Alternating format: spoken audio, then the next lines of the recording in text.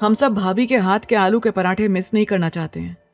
वैसे भाभी, कल भी क्या आलू के पराठे मिल सकते हैं? आस्था मुस्कुराते हुए कहने लगी, जी जरूर, हम जल्दी आलू के पराठे बना देंगे।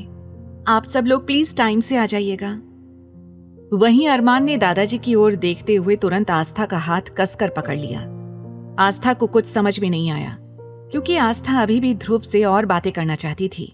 लेकिन तब तक अरमान उसे लगभग घसीटता हुआ अपने साथ सीढ़ी से ऊपर कमरे में लेकर जाने लगा और जल्दी ही कमरे में जाकर उसने कमरे को अंदर से लॉक कर दिया। आस्था डरते हुए बोली, ये आप क्या कर रहे हैं? लेकिन अरमान ने आस्था का हाथ कसकर पकड़ लिया और उसे लगभग घसीटता हुआ अपने साथ सीढ़ियों से ऊपर कमरे में लेकर जाने लगा। कमरे में पहुंचते ही उसने कमरे को अंदर से लॉक कर दिया। बाहर खड़े सभी हैरानी से मुंह खोले ये सब देख रहे थे। वहीं दादाजी के होठों पर मुस्कुराहट थी। आहान एक्साइटेड होकर बोला, दादाजी, आपने देखा? भाई हमारी आंखों के सामने भाभी का हाथ पकड़कर लेकर गए हैं। मुझे तो लग रहा है कि अब वो दिन दूर नहीं है जब मुझसे छोटा कोई इस घर में आने वाला है। आहान की बात सुनकर बाकी के तीनों गुस्से से आहान को देखने लगे। वहीं सबको अपनी तरफ देखता हुआ पाकर आहान हड़बड़ा गया और बोला, क्या हुआ? आप लोग मुझे इस तरह से क्यों देख रहे हो? अरे मैं सच कह रहा हूं। दादाजी ने उसे चुप कराते हुए कहा, बदमाश, मुंह बंद कर अपना, और तुम सब लोग भी आराम करने निकल जाओ और सुबह टाइम से यहाँ जमा हो जाना, समझे तुम सब? दादाजी सबको इंस्ट्रक्शन देते हुए अपने कमरे में चले गए। आहान ने मासूम शक्ल बनाकर पूछा, क्या हुआ यार? मैंने फिर कुछ गलत बोल दिया क्या? ध्रुव मुस्कुराते हुए बोला, अरे नहीं आहान साहब, आप गलत कहाँ बोलते हैं?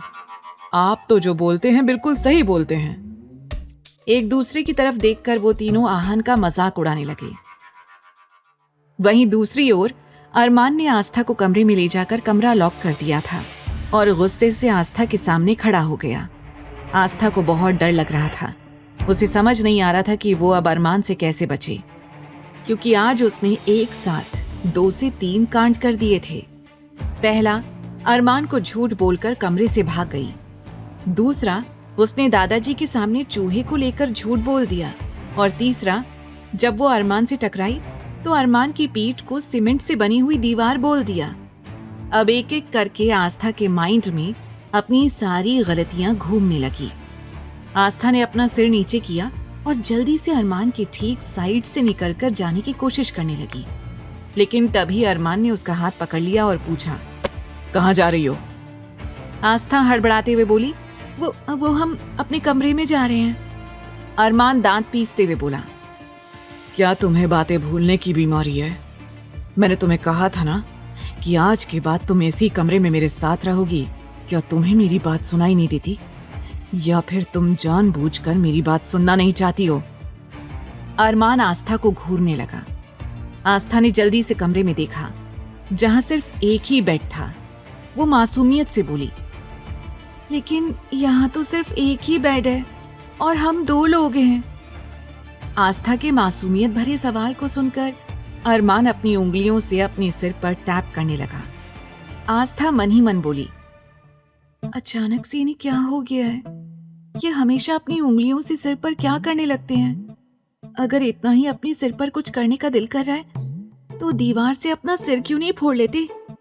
आस्था मन ही मन ये सोच रही थी, लेकिन अरमान उसे खा जाने वाली नजरों से देखने लगा। आस्था घबराते हुए बोली, अब मैंने ऐसा क्या किया है? ये मुझे ऐसे क्यों देख रहे हैं? अरमान ने ठंडे लहजे में पूछा, तुम्हें ऐसा क्यों लगता है कि मुझे अपना सिर दीवार से फोड़ लेना चाहिए? अरमान की बात सुनकर आस्था के होश उड़ गए। वो अपना मुंह खोलकर अरमान की ओर देखने लगी और मन में सोचने लगी, कान्हा जी, क्या आपने इन्हें सुपर पावर भी दे रखी है जिससे ये लोगों के मन की बात भी पढ़ सकते हैं? अरमान ने बिना किसी एक्सप्रेशन के कहा, तुम्हारी बातें पढ़ने या समझने के लिए मुझे किसी सुपर पावर की जरूरत नहीं है। आगे की कहानी जानने के लिए देखें अगला एपिसोड सिर्फ पॉकेट एफएम के YouTube चैनल पर। और तेरे इश्क में के सारे एपिसोड्स को सुनने के लिए डिस्क्रिप्शन में दी लिंक से डाउनलोड करें पॉकेट एफएम ऐप।